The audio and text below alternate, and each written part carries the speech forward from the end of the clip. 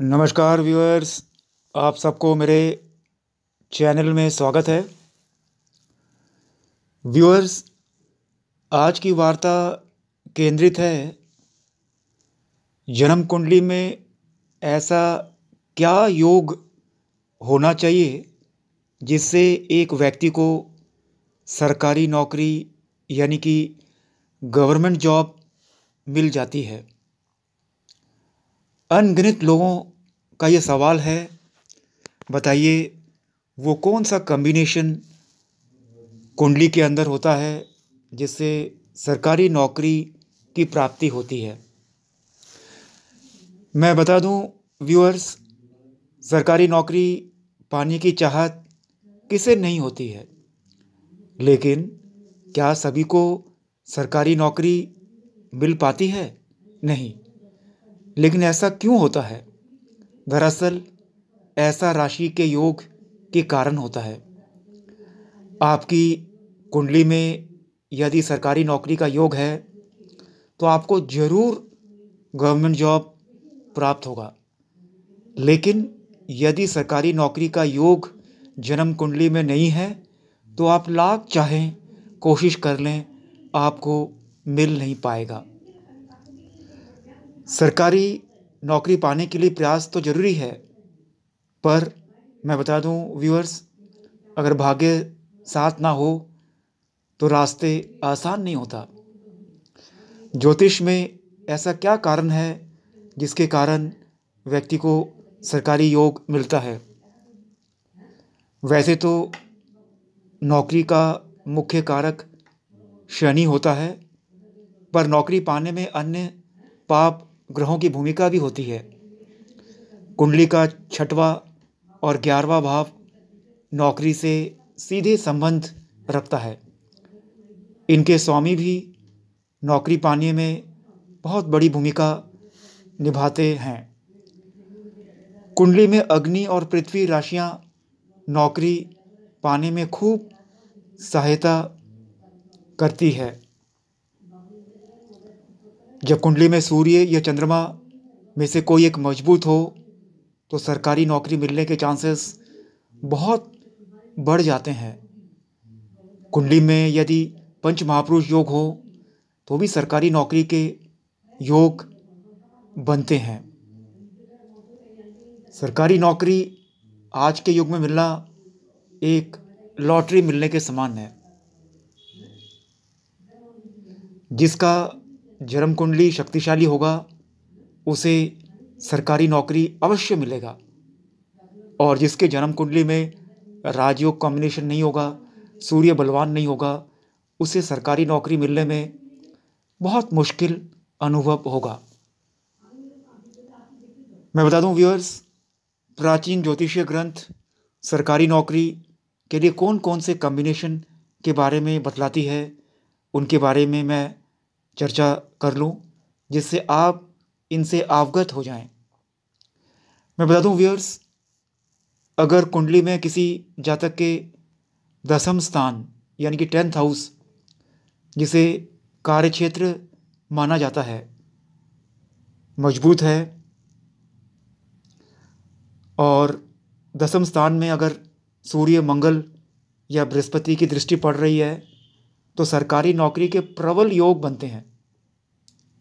कभी कभी ये भी देखने में आता है कि जातक की कुंडली में दशम में तो ये ग्रह होते हैं, लेकिन फिर भी जातक को बहुत संघर्ष भरा जीवन व्यतीत करना पड़ता है। तो ऐसे में अगर सूर्य, मंगल या बृहस्पति पर किसी पाप ग्रह यानी कि अशुभ ग्रह की दृष्टि पड़ रही होती हो, तब जातक को सरकारी नौकरी प्राप्ति में बहुत दिक्कत का सामना करना पड़ता है। इसलिए ये ज़रूरी है कि आपके ये ग्रह पाप ग्रहों से बचे रहें, तभी आपको सरकारी नौकरी की प्राप्ति आसानी से कम उम्र में हो जाएगी। यदि किसी व्यक्ति के लग्न मेष, मिथुन, सिंह, वृश्चिक, वृष या तुला है तो ऐसे में शनि ग्रह और देवगुरु बृहस्पति का एक दूसरे से केंद्र या त्रिकोण में होना सरकारी नौकरी के लिए एक अच्छा योग माना जाता है। केंद्र में अगर चंद्रमा बृहस्पति एक साथ होते हैं तो ऐसी स्थिति में भी सरकारी नौकरी के बहुत अच्छा राजयोग बनता है। साथ ही साथ इसी तरह चंद्रमा और मंगल भी अगर केंद्रस्थ हैं तो सरकारी नौकरी की संभावनाएं बहुत ज़्यादा बढ़ जाती है। कुंडली में मैं बता दूं व्यूअर्स, 10वें घर के बलवान होने से तथा इस घर पर एक या एक से अधिक शुभ ग्रहों का प्रभाव होने से व्यक्ति को अपने कैरियर क्षेत्र में बड़ी सफलताएं मिलती है, तथा इस घर पर एक या एक से अधिक बुरे ग्रहों का प्रभाव होने से व्यक्ति को अपने कैरियर के अंदर अधिक सफलता नहीं मिल पाती और सरकारी नौकरी मिलने में बहुत स्ट्रगल करना पड़ता है। ज्योतिष के अंदर इस तरह की समस्याओं के लिए कई उपचार भी बताए गए हैं। कहते हैं कि उन उपायों का पालन करने से भी सरकारी नौकरी के योग कुछ हद तक बन सकता है। मैं यही बताना चाहूँगा, जब शनि की स्थिति मजबूत हो और शनि की 7.5 ढैया चल रही हो तब भी सरकारी नौकरी के योग कहते हैं बनता है।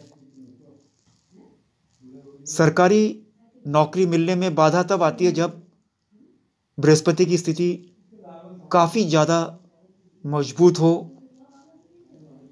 तब भी परेशानियां आती है। जब कुंडली में ग्रहण योग या गुरु चंडाल योग हो, जब कुंडली में शनि का संबंध धन स्थान से हो तो सरकारी नौकरी में बहुत सी बाधाएं सामने आती है। अक्सर व्यूअर्स पूछते हैं उपाय बताइए, ऐसा क्या करें कि सरकार से फेवर मिले, गवर्नमेंट से फेवर मिले, क्या करना चाहिए।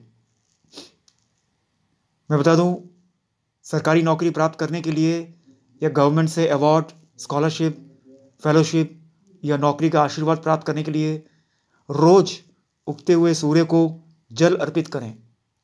नित्य प्रातः अपने माता पिता के चरण स्पर्श करें।